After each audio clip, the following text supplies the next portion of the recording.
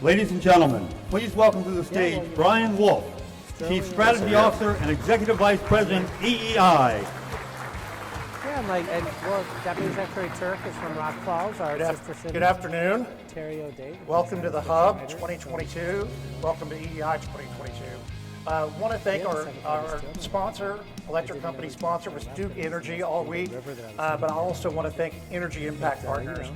They're the sponsor of the Hub today, tomorrow, and Wednesday. So we hope you'll come back. We hope you'll make this your home away from breakout sessions and main keynote speeches. We hope you'll come back right here, okay? So before we get into this, I just want to be able to make a couple of notes here, particularly where we think about our work as an industry. We are so proud of right now where we are as an industry. To be where we are positioned like we are, it's because of our member companies that we're positioned so well. But when we think about carbon reductions in the economy, we're leading as far as our sector is leading. We're leading other industries. We're paving the way as a true example for our industry. We're really proud of that. But I think that what we talk about here today is we're going to talk about that profound transformation. You're going to hear from an array of experts. My good friend, Dr. Michael Weber, you're going to hear from first. But you're going to actually hear a little bit different, fast-paced panels. You're going to see tech pop-ups, and demonstrations right here in the Hub. So don't go anywhere. We've got robots, we've got virtual reality, we've got it all. So I want you to be here for all of that as these demonstrations take place, as these conversations take place today. And like I said, it'll be fast-paced. We'll try to keep it moving along, so we'll play to your attention span today for sure. Just a little bit over 13 years ago, when I joined EEI, coal was about 50% of the mix as far as our mix of energy sources. Today that's 22%. So we have to think about the 40% that renewables, hydro, and nuclear actually represents for our industry today at 40%. So I think that transformation, as we can all see, we normally would think about transformation in any industry to be slow. I think we're seeing this clean energy transformation go a lot faster. And like I said, that's something we're proud of, and particularly the 36% below CO2 emissions, 2005 levels. And that's the lowest, actually the lowest since 1984. So I want you to be thinking about that, be thinking about how you're going to participate. Our speakers are going to be working the room here in the Hub as well. So please, with your questions, your statements, any thoughts that you might have, they're going to be available to you throughout the week. So when I think of what this place means, what this convention means this week, I think it's our potentially the best opportunity to be able to tell our story. We're storytellers by nature. Of course, we're an industry of engineers, but this industry has now been in storytelling mode for the last decade. We're awfully proud of that. We're awfully proud of the leadership of our member companies, as I said. We're awfully proud of the investment that we see in our companies as well. When we talk about today, the real topic here is innovation. Whether we talk about innovative technologies, whether we talk about innovative policy, either or, we're talking about innovation today. There's probably no one more important to me, in my view, when I think about innovation and investment than our next speaker. Kevin Fitzgerald came from our industry. He actually came from Pepco, and had been several places before that, obviously working in the energy business. But he actually thinks of our companies as partners, strategic partners. He goes out there and is able to put these investment deals together to be able to think about innovation, and particularly decarbonization and clean energy. So we're happy to have you here, and again, we thank you for the sponsorship of the Hub. Thanks, Brian. Appreciate it.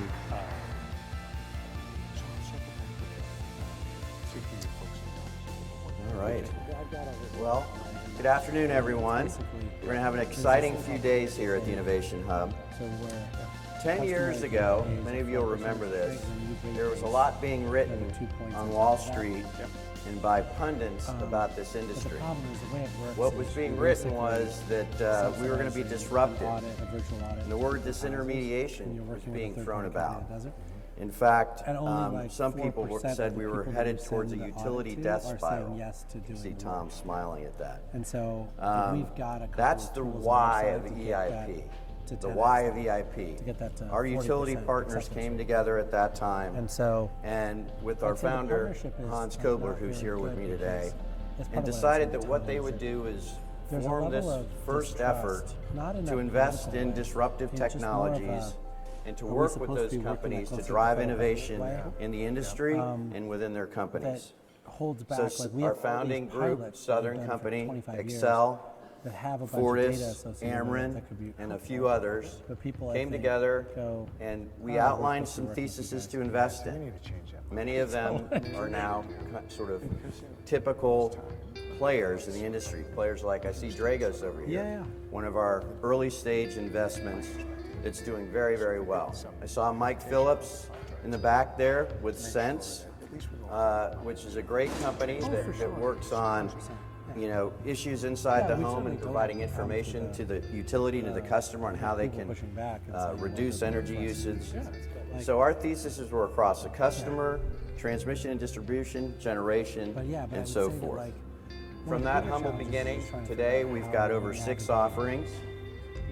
Starting with investing in the earliest stage, like Think Steve, all the way through middle stage venture to late stage venture to private equity, and now infrastructure. And I'm looking around the room to see if Anthony Oni is here. Where is Anthony? Well, he didn't make it. So Anthony is our latest effort. He's standing up our Elevate Future effort, which is focused on diversity and inclusion in this space and finding Black and underrepresented minority founders and bringing them forward for purposes of clean energy transition as well as other activities. So today we're really excited to be participating with EEI and collaborating. We have a number of portfolio companies that are here and will be presenting over the next few days. Our hallmark is collaboration. Collaboration leads to innovation. So I would encourage everybody to get with one of our founders or one of our companies and talk to them about the problems you're having as it relates to the clean energy transition. They are looking to provide those solutions.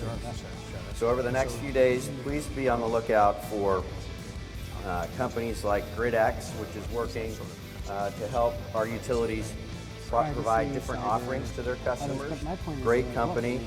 Add Energy, an EV charging company that we really like, which is focused on uptime and reliability, which is going to be an increasingly important area for us. Charger Health, which works on the servicing associated with those EV chargers.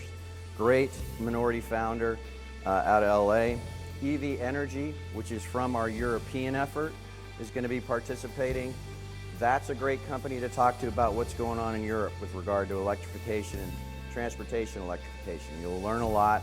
They've seen a lot of different problems and have done some great work. Obviously, as we go through this clean energy transition, one of the big issues is going to be resiliency and reliability. And we invested early on out of our flagship one effort in Enchanted Rock, and they're going to be on a panel in a day tomorrow on this question and how they work with commercial customers to bring greater reliability to the system.